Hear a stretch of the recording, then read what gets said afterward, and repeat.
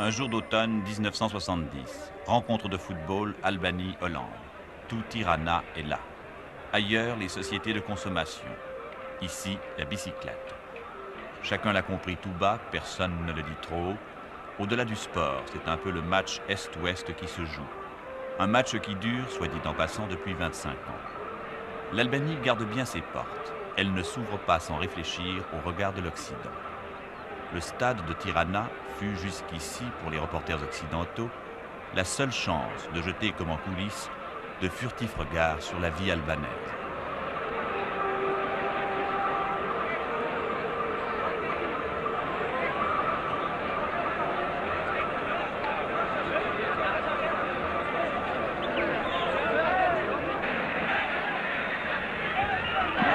Rencontre Est-Ouest. Oui, mais l'Albanie ne joue-t-elle pas les originales dans son propre camp? Pour beaucoup d'Européens de l'Ouest et même de l'Est, ce petit pays trop rouge et trop secret, c'est déjà la Chine. Les Chinois viennent peut-être en Albanie, discrètement d'ailleurs, mais l'Albanie n'est pas encore pour autant partie en Chine, tant s'en faut.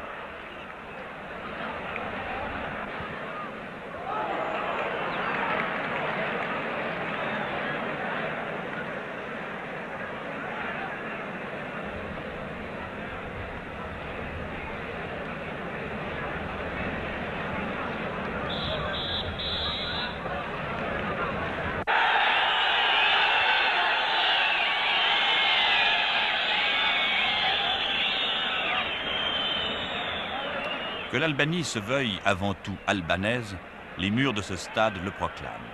D'une main la pioche, de l'autre le fusil. À cette image clé, symbole de l'identité nationale, répondent d'autres slogans.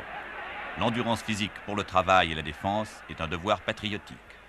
Pas d'éducation communiste sans éducation physique. Plus vite, plus haut, plus loin, etc. Autres cieux, autre publicité.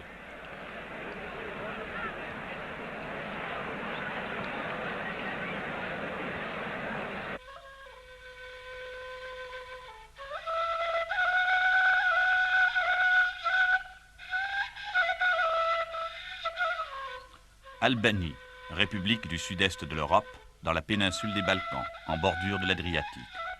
Superficie, les 2/3 de la Suisse seulement. Une étroite plaine côtière et des montagnes. Population actuelle, plus de 2 millions d'habitants. Une seule langue, hier encore 3 religions. Voilà pour l'encyclopédie.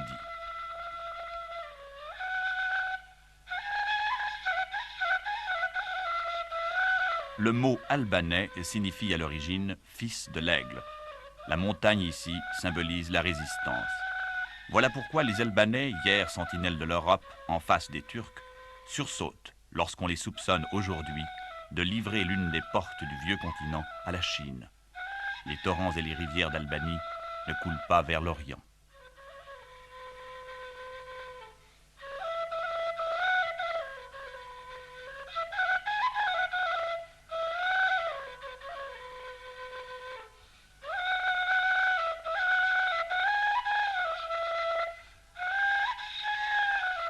Robert Escarpi, nous sommes ici dans les ruines de la forteresse de Krouia. C'est un des hauts lieux, je crois, de l'histoire albanaise. Effectivement, c'est le point de départ de l'épopée de Skanderbeg, le héros national de l'Albanie. Qui est Skanderbeg? Skanderbeg, je dirais que c'est un peu l'équivalent de Jeanne d'Arc pour les Albanais. C'est le début de l'identité nationale, c'est le début de l'Albanie. Skanderbeg était un prince, Georges Kastrioti, qui a été élevé chez les Turcs. Les Turcs avaient l'habitude d'enlever comme ça des héritiers nobles. Et il est devenu un grand général de l'armée turque, si bien qu'on lui a donné le surnom d'Alexandre, Skanderbeg. Et il a, à partir de, je crois que c'est 1444, il s'est dressé contre la puissance des Turcs et tout seul, il a entamé une lutte nationale et dont le point de départ est ici, c'est Krouia, c'est le cœur même de la résistance albanaise aux Turcs et cette résistance a duré 25 ans. Il a tenu ici, en Albanie, plus longtemps que le reste de l'Europe, puisque sa résistance, enfin sa mort, se situe bien après la prise de Constantinople par les Turcs. C'était une sorte de héros européen, en fait, parce que la crainte des Turcs était générale en Europe. Exactement. D'ailleurs, la révolte de Skanderbeg a été liée à des tentatives de révolte comme celle des Hongrois pour faire reculer les Turcs. Ça marquait les limites du monde occidental et Skanderbeg est une de ces résistances. Mais ce qui est important, c'est que c'est en même temps la prise de conscience du peuple albanais comme tel. Il avait une tactique particulière Là aussi, il y a quelque chose qui est très intéressant, c'est qu'on pourrait presque dire que Skanderbeg est un des inventeurs de la guérilla, en ce sens que sa tactique, qui est restée célèbre, était de ne pas s'enfermer dans une citadelle comme le prince féodal, mais de laisser là une garnison avec des hommes sûrs, bien entendu, qui défendaient la citadelle, et lui de prendre le maquis, de prendre la campagne, de harceler les arrières. Et en cela, il est particulièrement un héros pour l'Albanie actuelle, parce que c'était bien un de ces chefs dont on peut dire qu'ils étaient dans le peuple comme un poisson dans l'eau. Est-ce qu'on peut considérer qu'au fond, l'épopée de Skanderbeg, c'est l'an 1 de l'Albanie?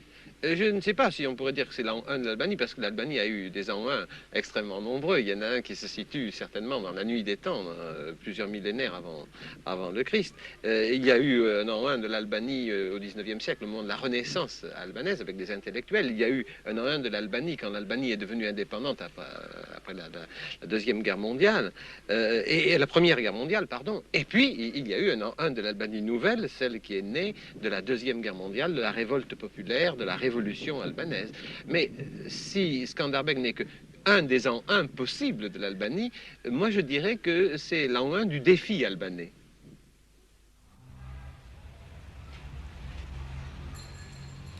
La figure de Skanderbeg, héros du XVe siècle, ouvre à l'épopée albanaise un itinéraire qui, de statut en symbole, repose l'éternelle question.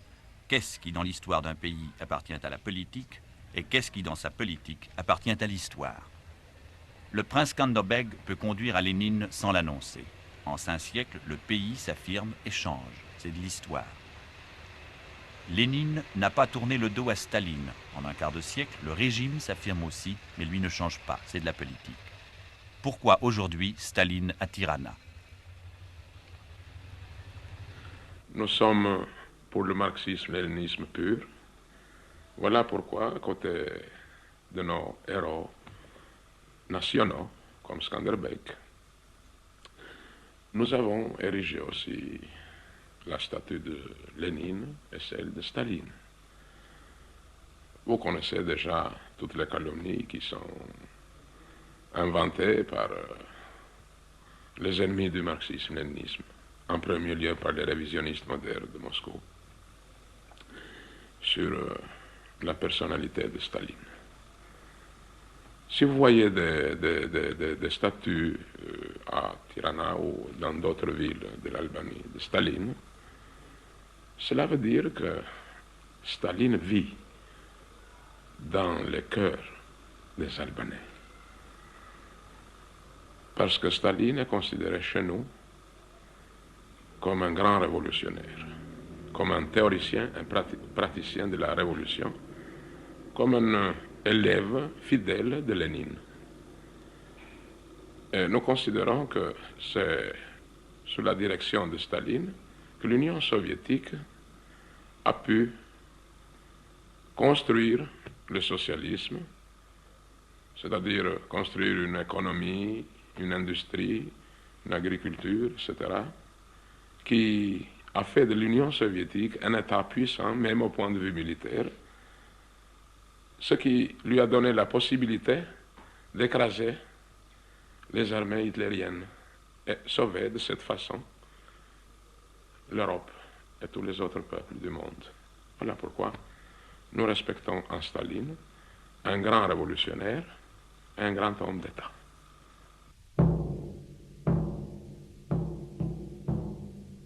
Le défi albanais. Printemps 1939, occupation par les troupes de l'Italie fasciste. Automne 43, invasion des troupes hitlériennes. Novembre 44, victoire définitive des brigades de l'Armée de libération nationale, dont le Parti communiste albanais, créé dans la clandestinité, a été le principal moteur. Janvier 46, proclamation de la République populaire d'Albanie. Brigades, partisans, résistance. Ce vocabulaire épique, 25 ans plus tard, appartient toujours au langage et au paysage quotidien de l'Albanie. Les monuments, les musées, la littérature, le cinéma albanais, on va en voir un exemple, sont autant de références à ces heures héroïques qui ont profondément marqué la conscience nationale.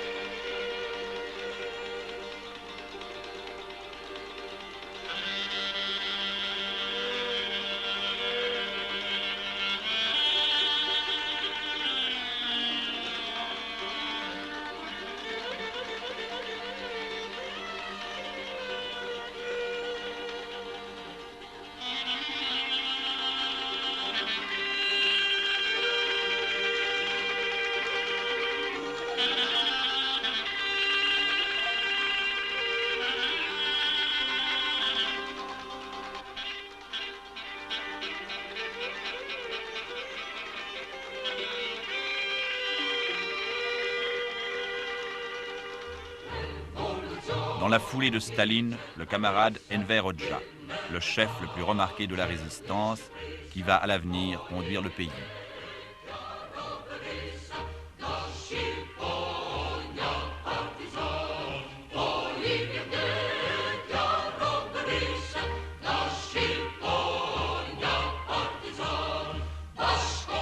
Parti, partisan, patrie. Ces mots semblent désormais se confondre dans le discours et la conscience politique en Albanie. Le Parti communiste, devenu aujourd'hui Parti du travail d'Albanie, inscrit partout dans la République populaire ses initiales géantes PPSH.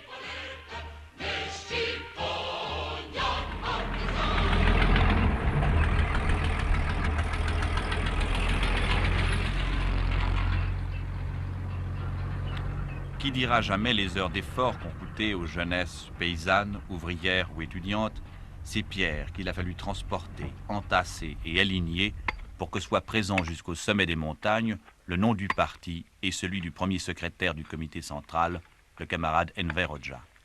Aux inscriptions coutumières s'ajoute encore cette année l'abréviation d'une date, celle des élections générales fixées au 20 septembre. Elles ont lieu tous les 4 ans. Pas de propagande contradictoire à l'occidental, bien sûr, mais une invitation par le slogan et par l'image à se pénétrer des devoirs qu'impose la construction du socialisme.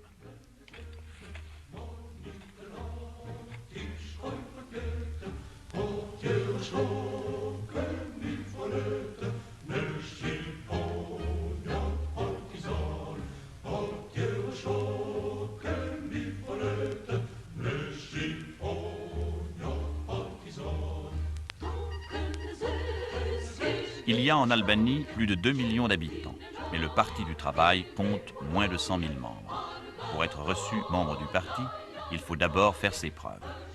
La liste unique proposée aux électeurs est celle du Front démocratique, qui groupe des citoyens, membres du parti ou non, mais acceptant tous le principe marxiste-léniniste de la dictature du prolétariat.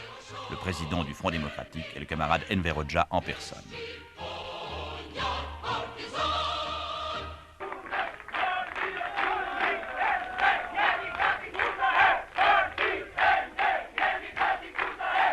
Petrella, 870 habitants, le matin des élections. C'est dimanche, jour de repos. Dès les premières lueurs de l'aube, les hommes et les femmes se mettent en route pour aller accomplir dans une atmosphère de culte civique et de fête leur devoir d'électeur. Les élections aujourd'hui sont triples. Il s'agit d'élire en effet non seulement les membres de l'Assemblée populaire nationale, mais également les membres des conseils populaires locaux, ainsi que ceux des tribunaux populaires.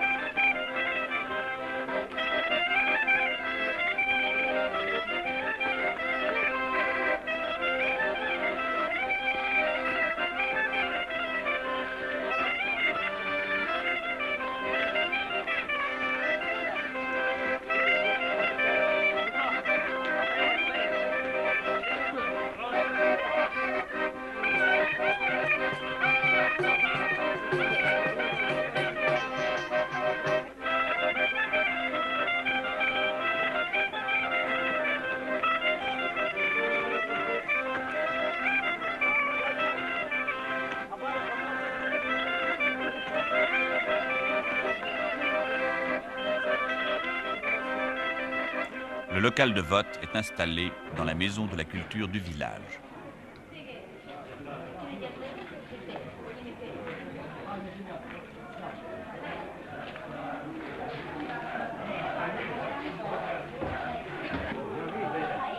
Les listes soumises à l'approbation des citoyens ne prévoient qu'un candidat par siège disponible.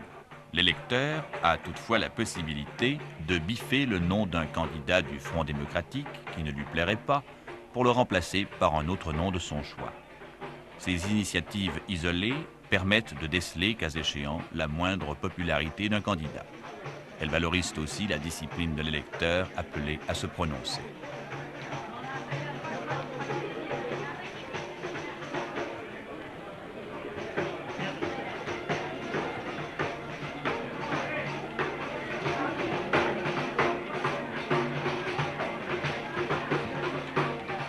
Dans le régime étatique albanais, les élections sont en fait un immense plébiscite.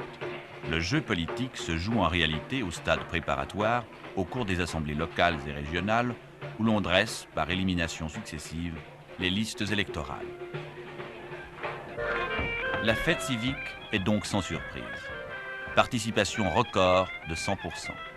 Les candidats du Front sont plébiscités à 100% également. Patriotes, invités par le parti qui l'informe à résister aujourd'hui au révisionnisme d'un côté, au capitalisme de l'autre, et à la réaction partout, le citoyen obéit. Le défi albanais continue.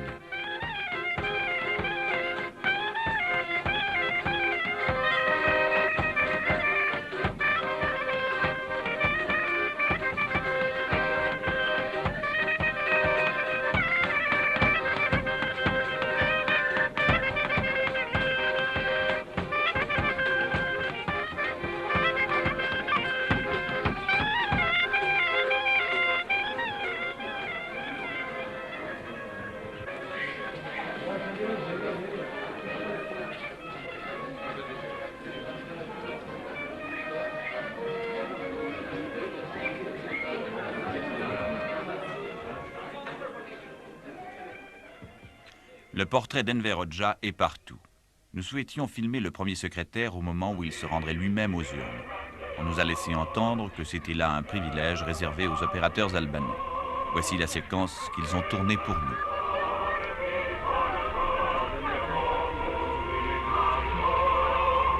Le camarade Hoxha est né en 1908. Il a fait ses études au lycée français de Korça, une ville du sud de l'Albanie où il devint professeur par la suite. Il a vécu 6 ans en France. C'est lui qui fonda le Parti communiste albanais en 1941, en pleine résistance. D'aucuns voient en lui un doctrinaire, une sorte de chef spirituel du marxisme à l'état pur.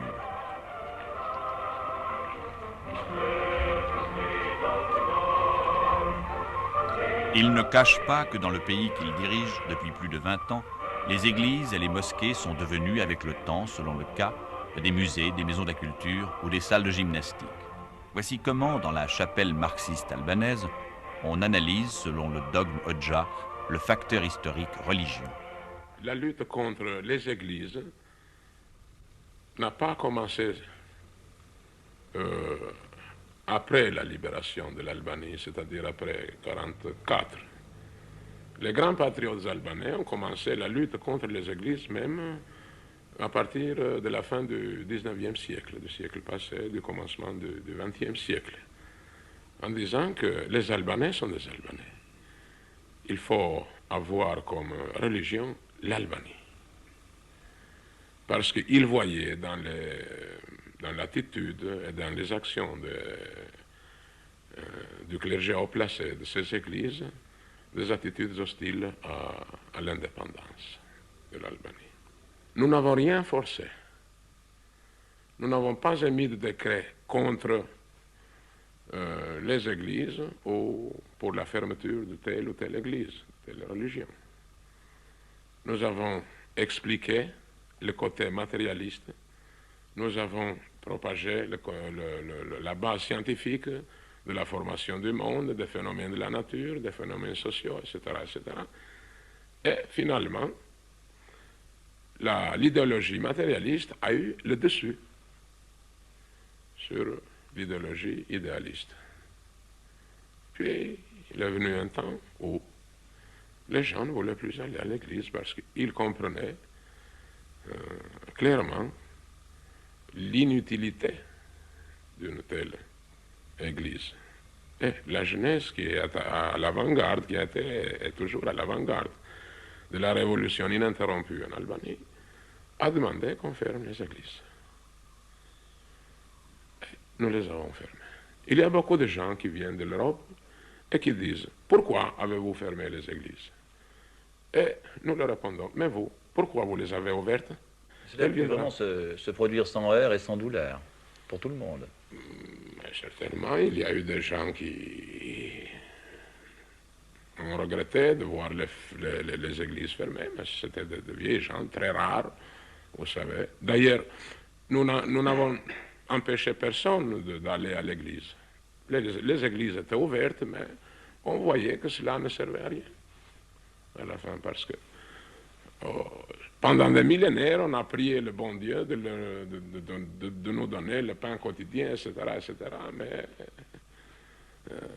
les gens ont vu que c'était la révolution qui assurait le pain, le bien-être des hommes, etc. Alors, au lieu d'aller prier à l'église, il valait mieux prendre la pioche et construire le socialisme.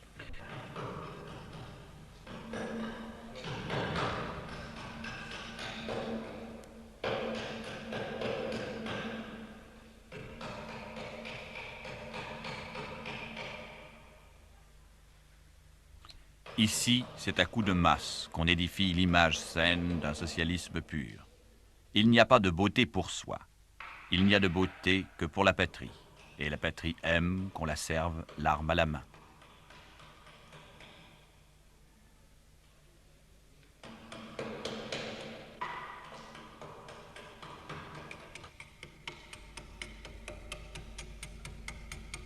En bonne doctrine, l'art abstrait, qui procède des fantasmes de la personnalité et conduit à l'individualisme, ne peut être toléré à Tirana.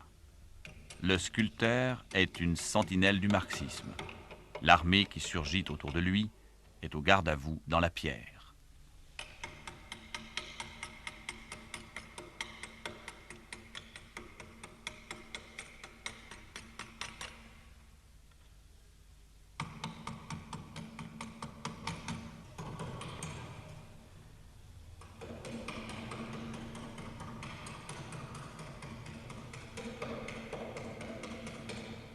Dimitar Chouteriki, président de l'Union des écrivains et des artistes, répond avant qu'on l'interroge. Nous pensons que c'est une société nouvelle. Et nous devons l'aider, l'aider de tous nos moyens pour qu'elle puisse se construire, n'est-ce pas? Et nous avons des livres, nous écrivons des livres pour l'aider. Comment? En révélant aux gens ce que c'est cette société, ce qu'il y a de bien dans la société. Et qu'il faut, n'est-ce pas, aider, n'est-ce pas, pour que ça aille de l'avant. Et ce qu'il y a encore de mauvais dans cette société, qui provient des anciennes sociétés, n'est-ce pas, et qu'il faut détruire encore. Nous pensons que dans les âmes de nos gens, n'est-ce pas, il y a quelque chose de l'ancienne société qu'il faut encore détruire. Nous sommes toujours dans ce stade, n'est-ce pas, que nous détruisons quelque chose de la société ancienne et nous construisons de plus en plus la société nouvelle. Nous l'avons construite, cette société nouvelle. Mais il faut encore détruire la société ancienne. La littérature est dans ça. Est-ce qu'elle peut faire le point aussi des erreurs qu'on peut commettre en construisant? Parce qu'il peut arriver qu'on commette des erreurs. Mais naturellement. Jusqu'où peut aller la critique dans cette notion de l'impératif? La critique peut aller partout, si elle nous montre comment il faut construire. Nous ne faisons pas la critique pour la critique. Détruire pour détruire. Vous avez besoin de le faire. Il faut que vous détruisiez encore votre société. Il faut la renverser.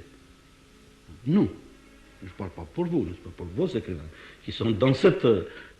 qui se mettent sur ce plan, n'est-ce pas, politique. Pour nous, c'est de construire cette société.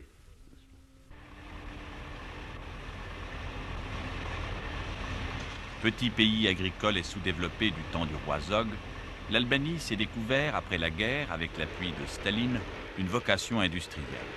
Les richesses de son sous-sol, cuivre, chrome, fer, nickel, houille et pétrole, justifiaient pleinement ses ambitions. Dès les années 50, les premières usines apparurent. La croissance économique était amorcée au prix de gros efforts. Mais voilà que quelques années plus tard, se développait parallèlement une querelle idéologique qui allait conduire les fils de l'Aigle et le Kremlin à se jeter mutuellement un défi. En décembre 61, ce fut la rupture avec Khrouchtchev. Un nouvel allié allait prendre la relève du défunt Staline, le camarade Mao Tse-tung. Et aussitôt, les observateurs politiques de conclure à travers le monde que la minuscule Albanie était devenue le premier satellite de l'immense Chine. Ceux qui disent que l'Albanie est un satellite de la Chine n'arrivent pas à comprendre comment un petit pays peut être libre, indépendant et souverain, ni comment entre un petit pays comme le nôtre et un grand pays comme la Chine, il peut y avoir des relations sur un même pied d'égalité. Entre la République d'Albanie, la République populaire d'Albanie et la République populaire de Chine, comme on sait, existe une amitié sincère, indéfectible et révolutionnaire, dont la base se trouve dans la lutte commune pour des idéaux communs et contre des ennemis communs.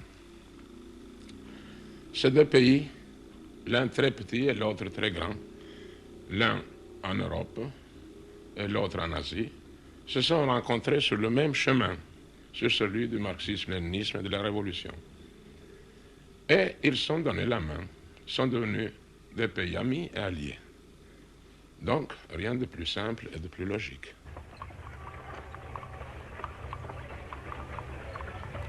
C'est donc avec l'aide de Pékin que l'Albanie poursuit depuis 1962 son développement industriel. Il s'agit de répondre aux besoins les plus urgents: alimentation, vêtements, construction, électricité, équipements mécaniques. Un exemple parmi d'autres, la grande usine textile de Berat, dans le centre du pays. On l'appelle le combinat Mao Tse-tung. Accessoire classique dans ce décor sévère, les haut-parleurs qui claironnent aux quatre vents, information et musique martiale.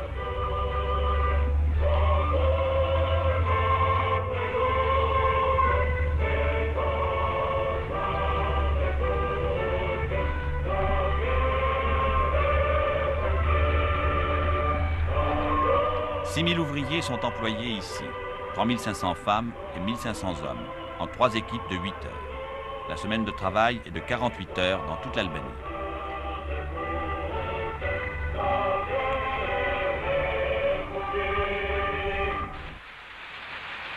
Le salaire mensuel moyen d'un ouvrier albanais est de 660 lek, ce qui correspond sensiblement, compte tenu du pouvoir d'achat, à 660 de nos francs. Fait remarquable, pas d'impôt direct et des loyers très bas. Autre fait remarquable, l'ingénieur en chef responsable de toute l'entreprise gagne, lui, 920 lek seulement. Cet écart dérisoire est dans la ligne de l'esprit révolutionnaire que le Parti du Travail entend maintenir en Albanie.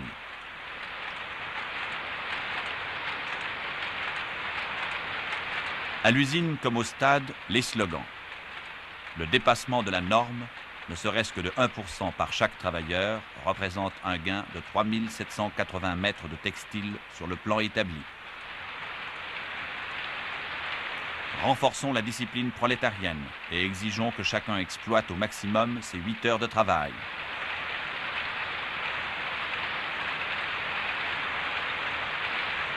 Pas de relâchement dans la vigilance révolutionnaire, ni aujourd'hui, ni demain, ni jamais.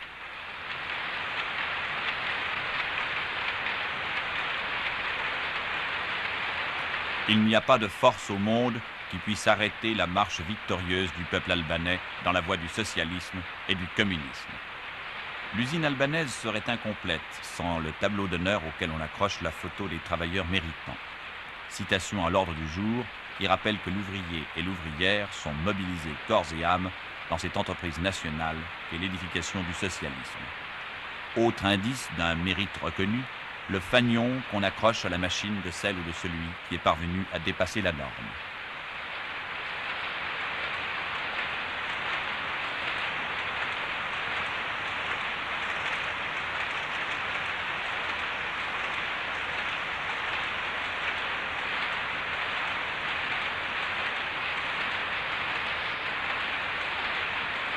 Elle se nomme Margarita Moucha, mariée, un enfant. Son mari est employé comme elle dans cette industrie. Elle est membre du Parti du Travail, ce qui représente en soi déjà une distinction. Le camarade Moucha, lui, ne l'est pas. Nous avons demandé à voir le logement d'un couple d'ouvriers. C'est chez elle qu'on nous a proposé d'aller. Il y a une grande différence entre leur vie de couple et celle de leurs parents. Il y a bien des choses, n'est-ce pas, qu'ils comprennent à peine. C'est difficile pour eux de comprendre la vie nouvelle, cet entrain de vie, ce dynamisme nouveau. Tandis que nous autres, n'est-ce pas, qui avons vécu dans cette période si dynamique, nous avons des conceptions tout à fait nouvelles. Et ça se voit, il y a un fossé entre nous. Est-ce que madame a le sentiment d'être plus libre que ne l'est sa mère? Bien sûr, je me sens beaucoup plus libre que ma mère ou ma belle-mère, parce qu'elle était enfermée dans sa maison. Elle était enfermée entre les quatre murs. Elle ne connaissait pas la vie. Elle n'allait jamais au cinéma, jamais au théâtre. Elle ne connaissait rien. Elle ne connaissait rien de la vie. Tandis que moi, je suis libre, je peux aller partout et me développer, n'est-ce pas, de tous les points de vue. Tanas Moucha, sa femme, ses parents, ses deux frères et ses deux belles-sœurs ont rassemblé leurs économies pour acheter cette vieille maison qu'ils ont restaurée et qu'ils habitent ensemble, ce qui représente sous un même toit 4 logements modestes avec une cuisine commune. La maison coûtant 25 000 lek, ils l'ont payée en partie grâce à un emprunt que la Banque d'État leur a consenti sans intérêt. Tanas, Margarita et leur enfant occupent 2 pièces de la maison familiale.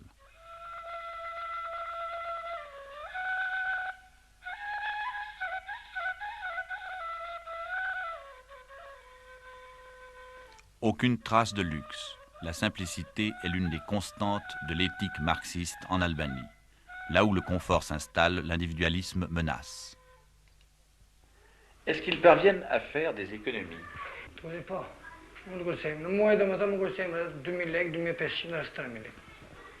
les mois, nous pouvons faire des économies de 200, 250 ou 300 lek.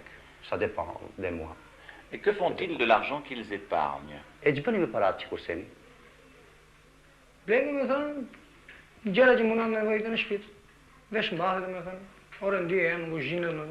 achetons tout ce que nous avons besoin dans la maison, que ce soit des meubles, des vêtements, de la vaisselle, cuisine, etc. Donc de l'équipement. De l'équipement. Mais ils ne mettent pas de cet argent à la banque. Nous avons une banque dans Kursimit? Oui, c'est là que nous viens maintenant. Alors qu'est-ce qu'ils comptent acheter la prochaine fois quand ils auront épargné de l'argent? Tu me donnes de blé.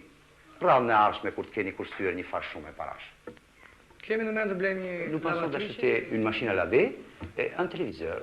Combien coûte un téléviseur? De ce que nous avons entendu dire, ça doit coûter 2500 lek. Il leur faudra économiser combien de temps pour pouvoir se l'acheter? Ça coûte de Kurseni de monter blé. Un an et demi, je crois que nous y arrivions. Est-ce qu'ils espèrent qu'un jour, l'Albanie leur permettra peut-être d'acheter une auto? Je crois que ce n'est pas le cas maintenant de parler de voiture. Nous avons d'autres choses à faire. Nous avons d'autres soucis maintenant dans notre pays. Ils n'en rêvent pas pour l'instant. Pour l'instant, si vous voulez que je donne son opinion, parce que l'Albanais est laconique, il dit que maintenant ce n'est pas ça notre préoccupation principale. Nous avons d'autres choses plus importantes que ça. Alors quelles sont ses préoccupations principales à lui?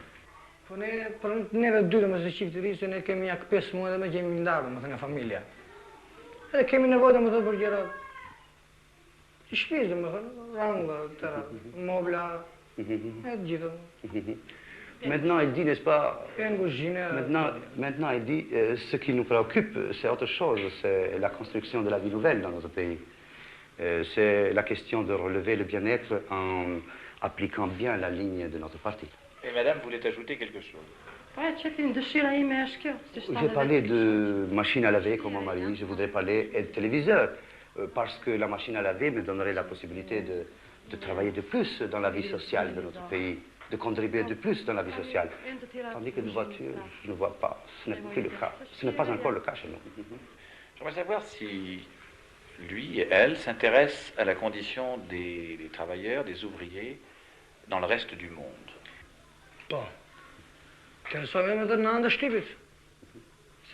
sûr, à travers les journaux, n'est-ce pas, nous sommes mis au courant de tous les événements qui arrivent dans les coins les plus reculés du monde. Là-bas, n'est-ce pas, de ce que nous apprenons, les jeunes gens se trouvent dans des conditions un peu pénibles. Il y a le chômage, il y a l'exploitation de l'homme par l'homme, tandis que chez nous, notre parti a créé les conditions les plus favorables pour une vie toujours meilleure, toujours plus florissante.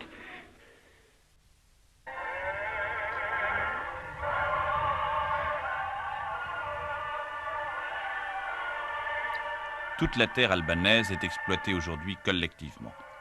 Nous avons visité une coopérative de la côte, à l'extrême sud du pays.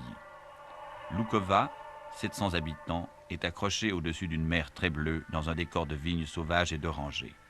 Maïs, blé, agrumes, oliviers, figues, poires et pêche, un peu d'élevage aussi, telles sont les ressources de la région. Même les ondes sont captées en commun. Au bout du monde, dans les rues du village, comme à l'usine, Radio Tirana triomphe de tous ses haut-parleurs.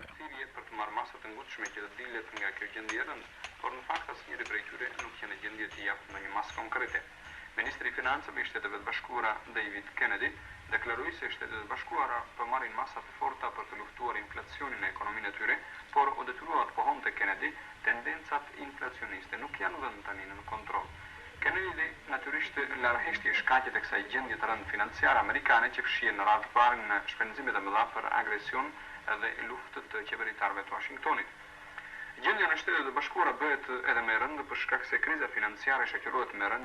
Le paysan qui nous reçoit est un ancien propriétaire terrien. Âgé de 67 ans, il a eu 5 fils et 3 filles. 2 de ses fils ont fait des études de sciences et ont quitté la terre. J'aimerais savoir quelle a été sa réaction lorsque on a décidé de créer la coopérative. Est-ce qu'il l'a accepté comme ça, sans autre?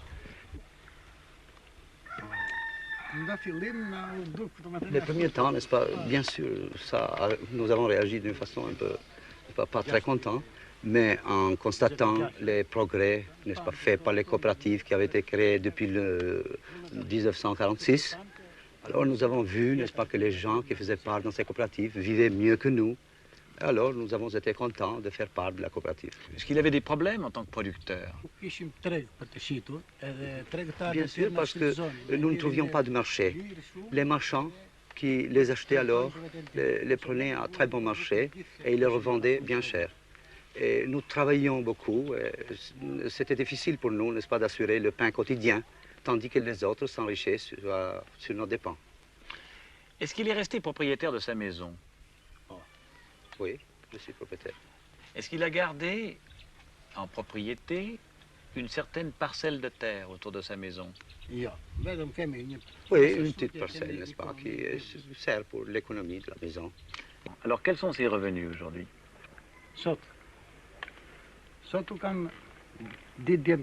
Alors, il y a 2 de mes fils qui travaillent dans la coopérative. Et j'ai aussi une belle fille, n'est-ce pas, qui travaille aussi. Et de nous, les vieux, n'est-ce pas, qui avons déjà la retraite, mais nous continuons à travailler. Alors, ça fait 1600 lek par mois de revenus. Pour toute l'équipe, toute la famille? Pour toute la famille. Mais lui-même, à quel âge a-t-il eu droit à la retraite dans la coopérative? À 60 ans. Et combien lui a-t-on donné de retraite par mois? Et ça, il y a une pension, moi. Environ 200 lek par mois. De façon générale, est-ce qu'il se sent plus ou moins chargé de soucis qu'autrefois?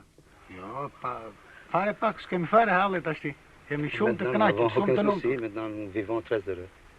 Il a dit une chose qui me paraît intéressante. Il dit: nous n'avons pas perdu notre terre. Qu'est-ce qu'il entend exactement par là? La terre,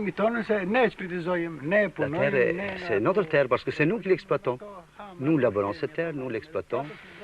Tous les produits sont à nous. Alors nous avons le droit à dire, n'est-ce pas, que c'est notre terre toujours, que nous n'avons rien perdu. Si le coopérateur peut vendre ou léguer sa maison, il n'a en revanche que la jouissance du lopin de terre laissé à sa libre administration.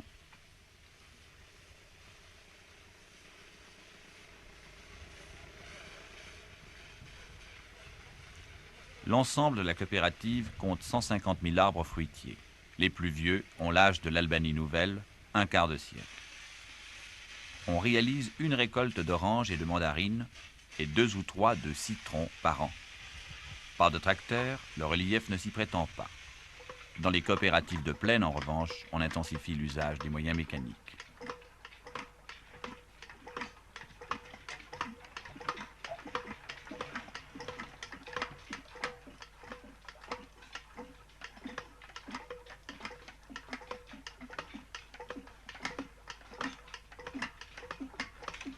Les membres de la coopérative sont rétribués en fonction des journées de travail fournies. La loi réglera bientôt à l'échelle nationale les cas de maladie et de vieillesse.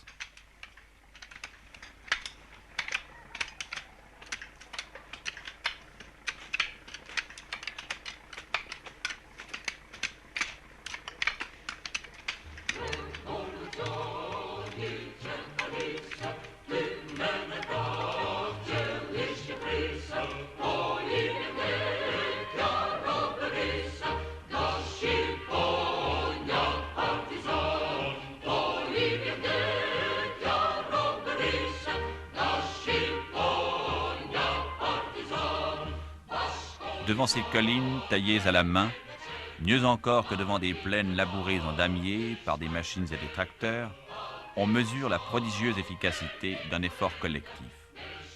On comprend aussi que, par endroits, les statistiques puissent accuser, en 10 ans, une augmentation de la production de 100%.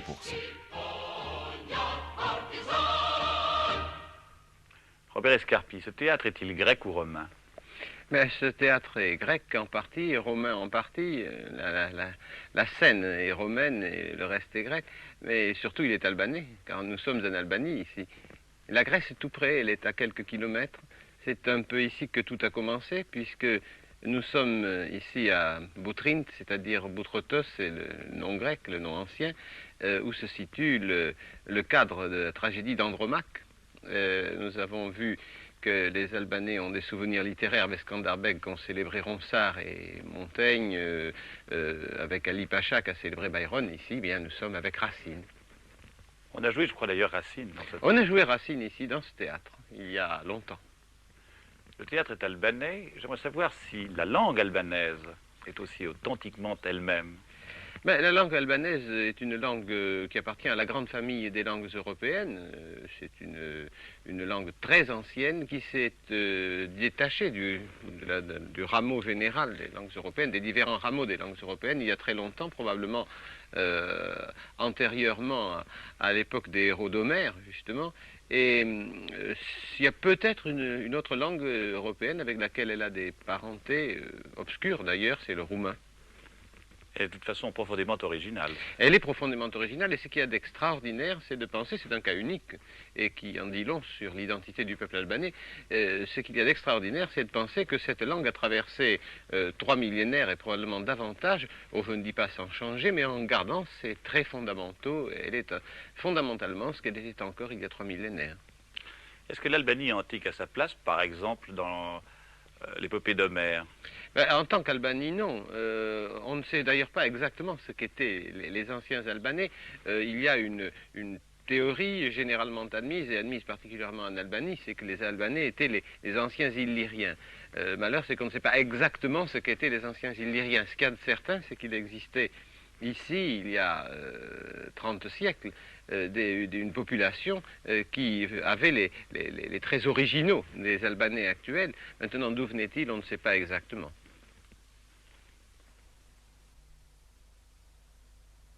À ces vestiges antiques, les fils de l'aigle, si farouchement nationalistes, n'apprécient pas que le visiteur prête l'étiquette gréco-latine. Il leur tient à cœur d'affirmer qu'à l'époque des Césars, les Illyriens, leurs lointains ancêtres, savaient déjà résister face à l'impérialisme de Rome. C'est le même réflexe qui leur fait froncer le sourcil lorsqu'on colle aujourd'hui la marque de fabrique maoïste sur leur courageux effort de développement économique. Autre expression, vivante celle-ci, de l'identité nationale, la musique et la danse folklorique sont cultivées fidèlement en Albanie nouvelle. Visage inédit d'une coopérative peut-être, mais visage éternel d'un pays.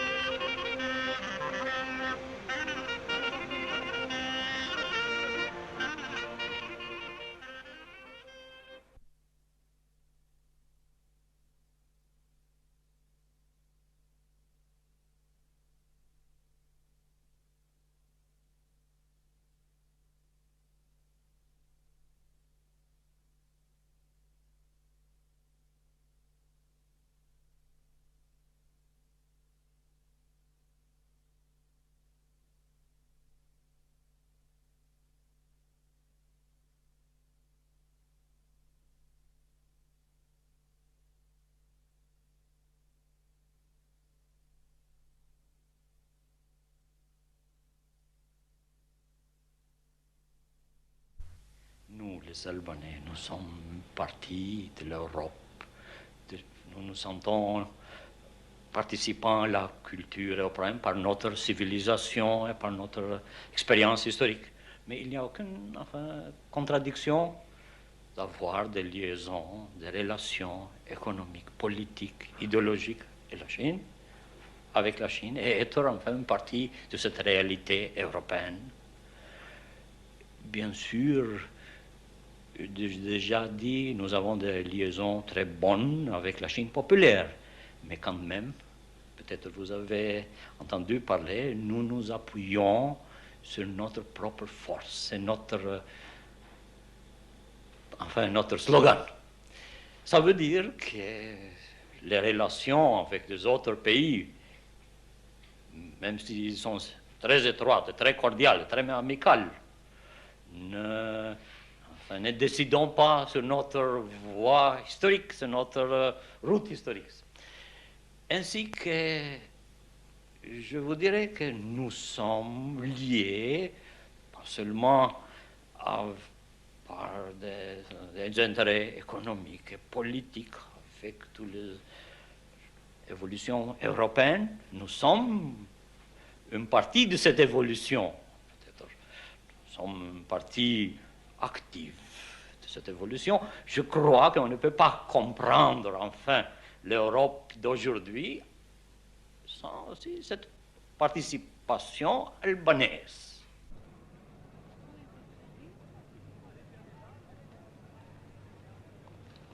Tirana, la capitale. Bientôt 200 000 habitants. Superficie en 1920, 3 km². Aujourd'hui, 30 km². Ni fleuve, ni lac, ni bord de mer. Il est près de midi, l'heure de pointe. La rue appartient aux piétons. Il n'y a pas d'automobile privée en Albanie. Place Skanderbeg, le grand palais de la culture, cadeau et souvenir de l'amitié soviétique, abrite, outre une bibliothèque publique et des halls d'exposition, une grande salle de théâtre où se donnent les spectacles de ballet et d'opéra.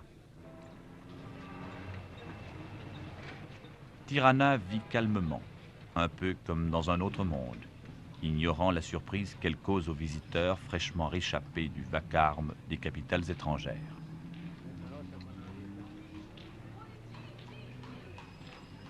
L'amitié sino-albanaise a droit à quelques tableaux d'honneur et à quelques vitrines. On y voit le président Mao, encadré de quelques scènes qui reflètent la vie quotidienne en Chine populaire.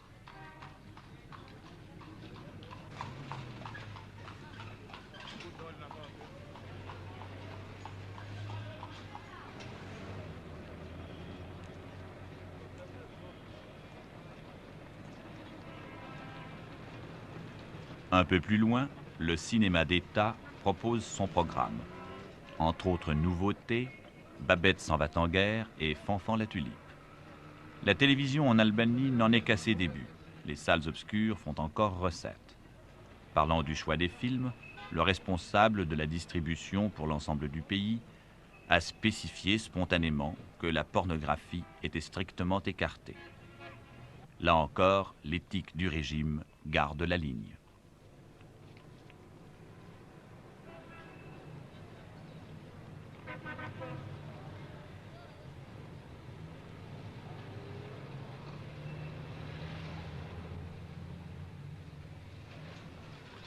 Il n'existe absolument plus aucun commerce privé en Albanie.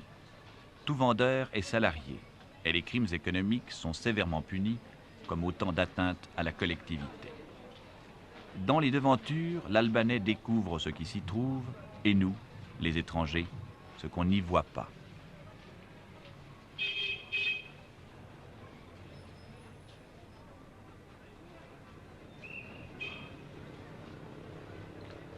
L'absence de profit engendre l'absence de choix et la demande ne crée pas nécessairement l'offre. L'argent ne joue plus le même rôle, il perd sa magie.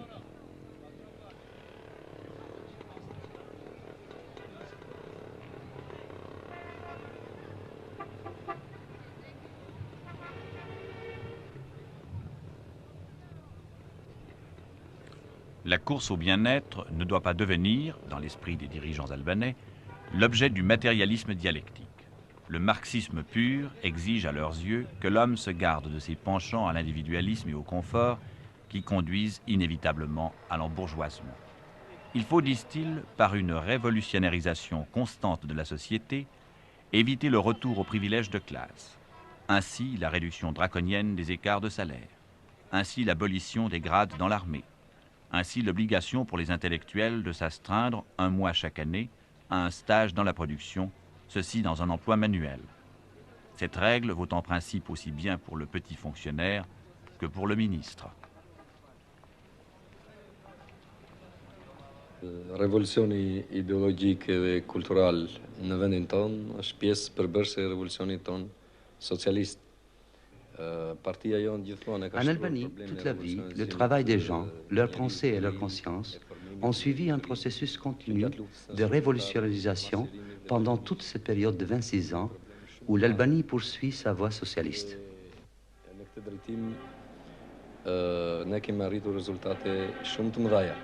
Njëkohësisht partia jonë ka nxjerrë konkluzione edhe nga révisionnisme. Pourtant, ces dernières années, ce processus de révolutionnalisation s'est encore approfondi.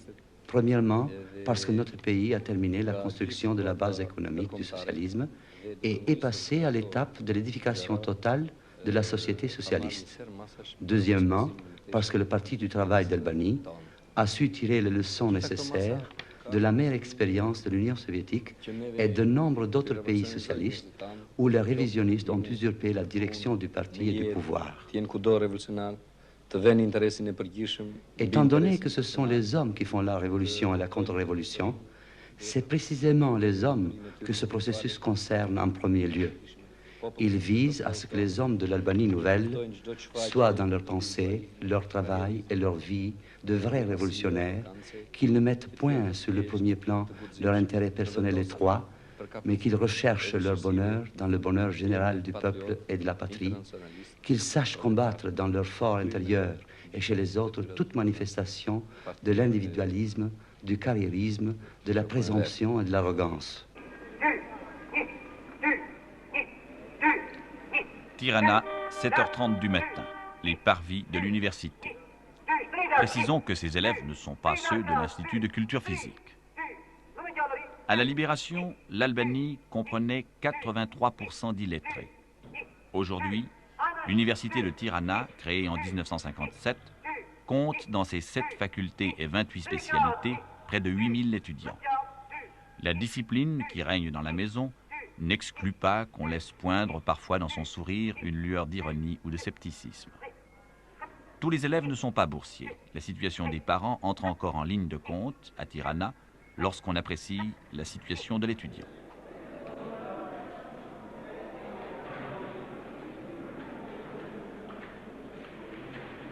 Dans le hall, 4 bustes et plus loin un 5e, comme un enchaînement de symboles et une perspective à suivre pour la génération montante.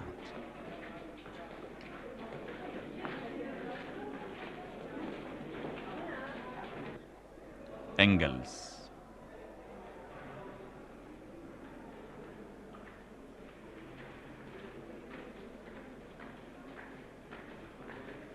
Marx.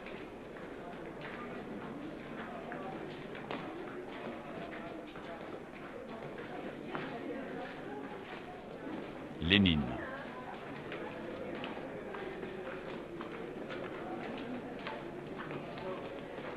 Staline. Et le camarade Enver Hoxha.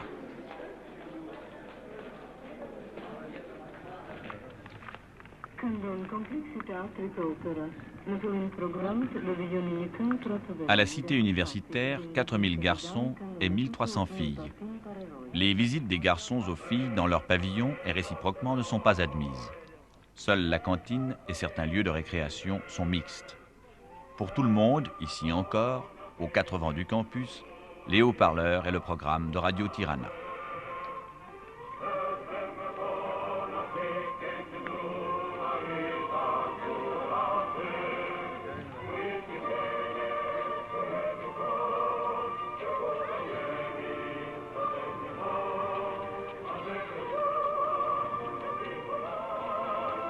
Le confort des chambres de la cité est assez relatif.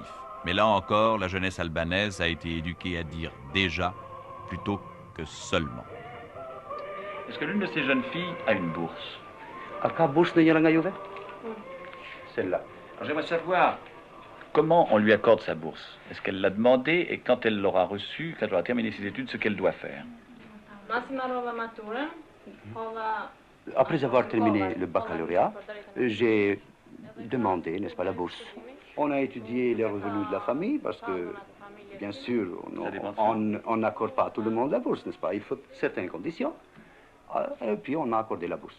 Alors quand elle aura terminé ses études, est-ce qu'elle pourra choisir ce qu'elle va faire? Moi, je suis tout à fait prête à aller travailler là, n'est-ce pas, où je pourrais contribuer le plus pour le bien-être de mon peuple, elle dit. Et pour lui accorder la bourse, est-ce qu'on a tenu compte des besoins de l'industrie dans l'arrondissement où elle vit, dans la ville d'où elle vient? Bien sûr, elle dit parce que, par exemple, dans ma ville, dans mon arrondissement, par exemple, on a eu besoin de chimistes. Bon, on accorde des bourses dans ce sens. À quel âge pense-t-elle se marier?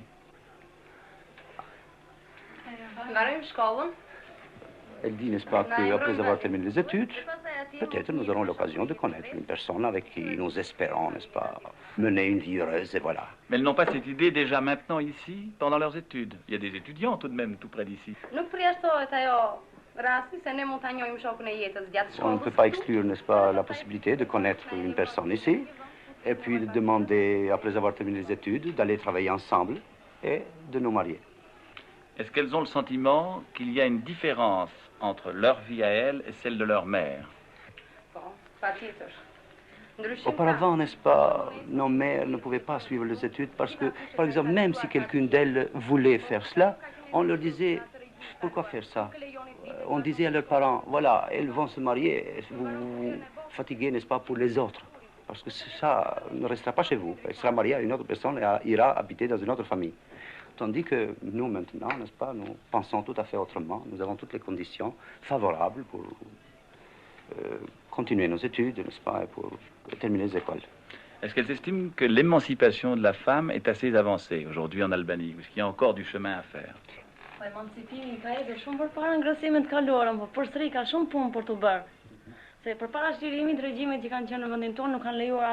Bien sûr que l'émancipation est bien avancée maintenant.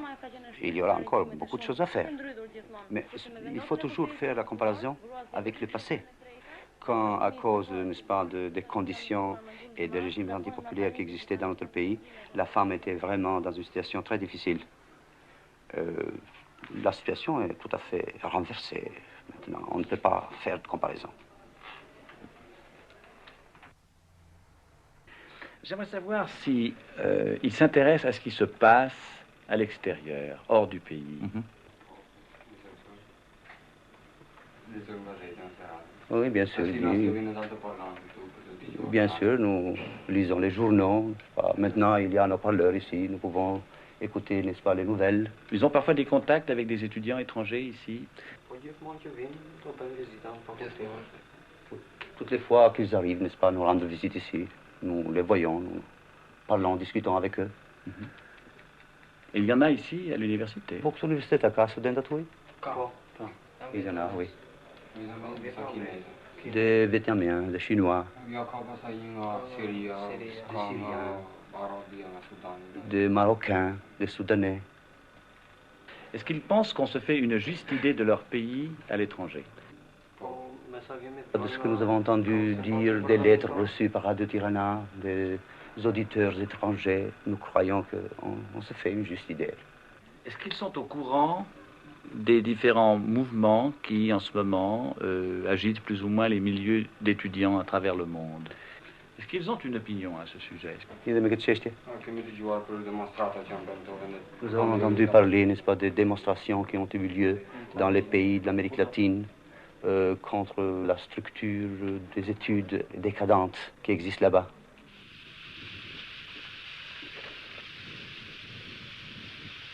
À la Libération, l'Albanie ne possédait pas un mètre de voie ferrée.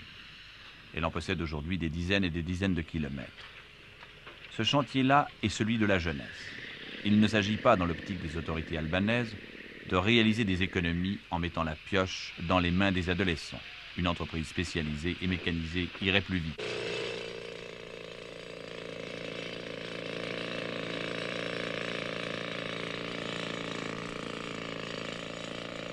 En construisant cette voie, chaque année, 30 000 jeunes, paysans, ouvriers et étudiants mettent en pratique un slogan qui doit symboliser la mobilisation totale des fils et des filles de l'Aigle pour l'édification du socialisme et le développement du pays. Ce slogan, c'est « L'Albanie part à l'assaut de ses montagnes ».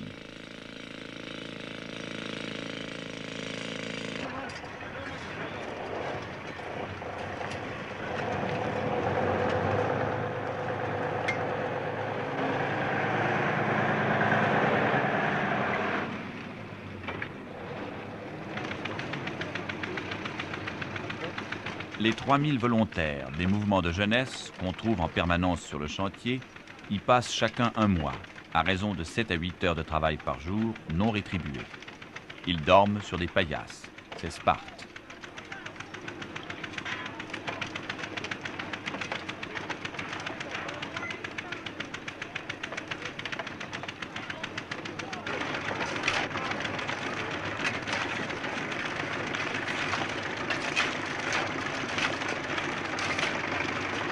Les travaux ont débuté en avril 1969. Des 47 km et demi qu'il y a à construire, 6 sont complètement achevés. Le chantier s'étale sur 20 km. On y trouve autant de filles que de garçons. Mais là encore, la discipline paraît stricte.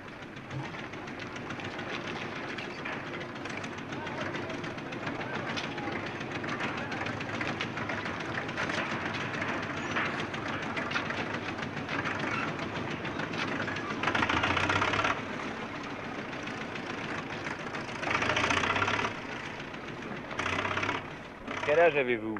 J'ai 19 ans. Quelles études faites-vous? Je suis à l'Institut de culture physique. Vous savez un peu de français? Je parle un peu français. Vous l'avez appris à l'école? Je vais à l'école, à l'Institut de culture physique. Est-ce que vous pouvez me dire quelque chose en français? Oui.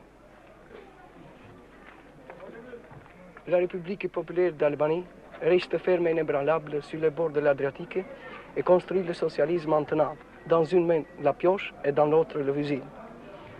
L'histoire nous enseignait que pour vivre libre et indépendant, nous devons toujours être prêts à défendre notre patrie.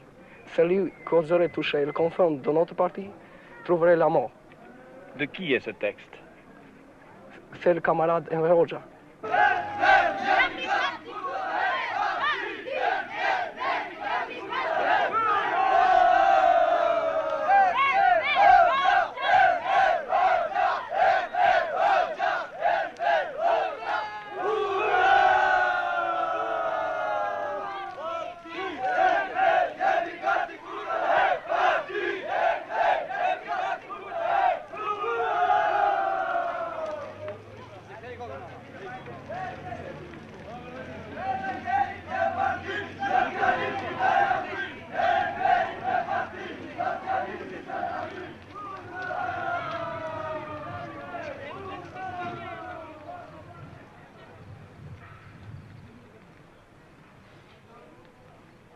C'est une étudiante en lettres de 24 ans, députée à l'Assemblée populaire, qui dirige sur le plan social l'ensemble des opérations. J'aimerais savoir si la jeunesse actuellement en Albanie se distance un peu de la génération qui a vécu la libération. Non, chez nous, on ne constate pas cet écart. Ça ne saute pas aux yeux pour quelques raisons. Pour quelles raisons? Pour cilat arsye.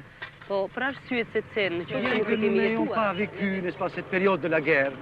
Mais elle est toujours présente parmi nous ici en Albanie.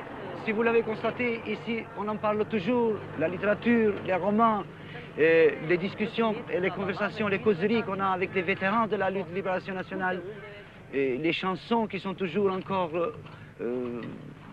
qu'on chante partout, dans les rues et partout. C'est-à-dire, cette période héroïque du passé est toujours présente dans nos esprits. Est-ce que les jeunes ne se sentent pas frustrés de cette référence constante à un combat auquel ils n'ont pas pris part? Est-ce qu'ils ne se sentent pas un peu frustrés? Nous ressentons beaucoup de respect pour nos parents qui ont fait cette lutte-là. Et nous considérons notre propre travail, notre propre lutte comme la continuation. Parce qu'ils ont lutté pour la libération de notre patrie et nous continuons pour l'édification d'une vie nouvelle, du socialisme. Ça, c'est-à-dire c'est la continuation de cette lutte qu'ils ont déjà commencée au passé. Est-ce que la jeunesse albanaise s'intéresse à l'exemple de la jeunesse chinoise? Bien sûr, elle s'intéresse, n'est-ce pas, comme on s'intéresse à un ami, et même à un ami intime. Est-ce que cette expérience a une influence sur la jeunesse ici? Parce qu'on parle beaucoup actuellement dans le monde de l'expérience de la jeunesse chinoise. Nous ressentons du respect et de l'affection pour la jeunesse chinoise, mais en aucune façon ça n'a pas d'influence directe sur nous, parce que nous avons notre ligne, nous avons notre parti, n'est-ce pas, qui nous dirige, qui dirige notre action. De façon générale, dans le monde, la jeune génération demande quelque chose en plus, toujours. J'aimerais savoir ce qu'ici les jeunes demandent en plus de ce qui existe maintenant.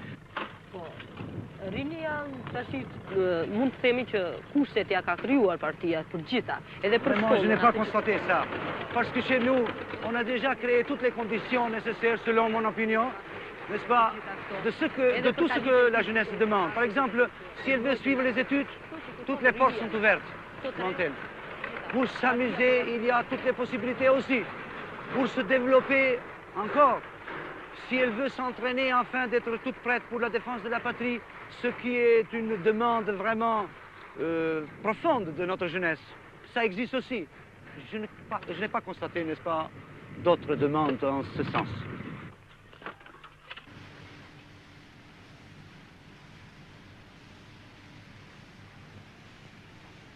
Dans une usine de ciment, au milieu des ouvriers, on peut rencontrer de jeunes lycéens en train d'effectuer avec leur maître un mois de stage manuel. C'est la réforme de l'enseignement récemment entrée en vigueur qui conduit les jeunes à faire ce genre d'expérience.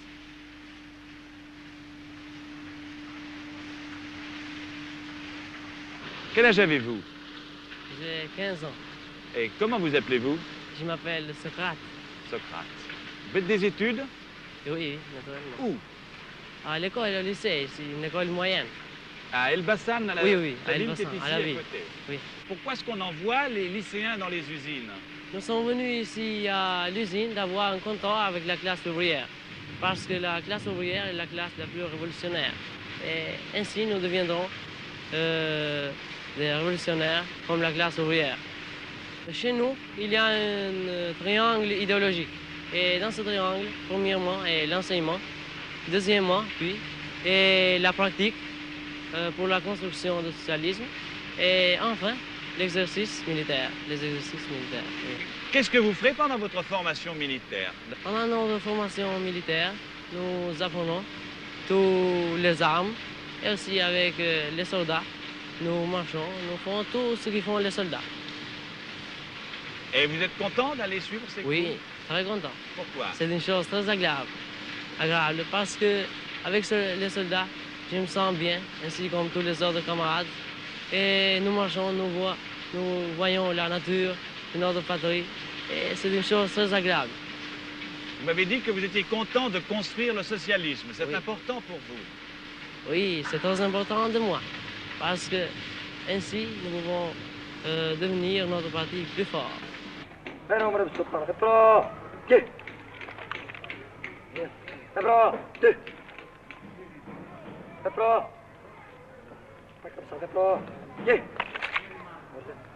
Répétons.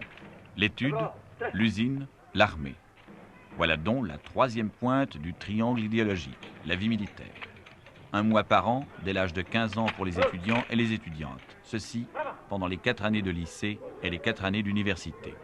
Pour les garçons seulement, au terme de l'université, 3 mois d'armée supplémentaire.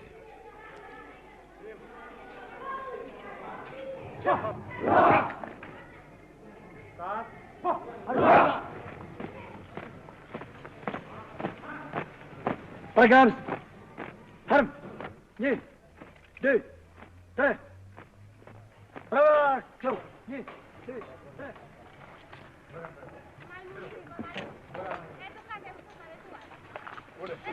Les autres citoyens, ceux qui ne font pas d'études, accomplissent 12 à 18 mois de service militaire à 20 ans. D'une main la pioche, de l'autre le fusil. En Albanie, les slogans ne sont pas de la littérature.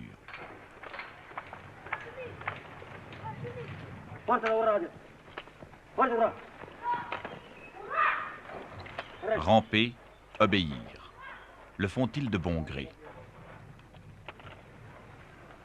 Il n'y a pas de conflit entre les deux générations, car toutes les deux, la main dans la main, poursuivent la même voie révolutionnaire tracée par notre parti.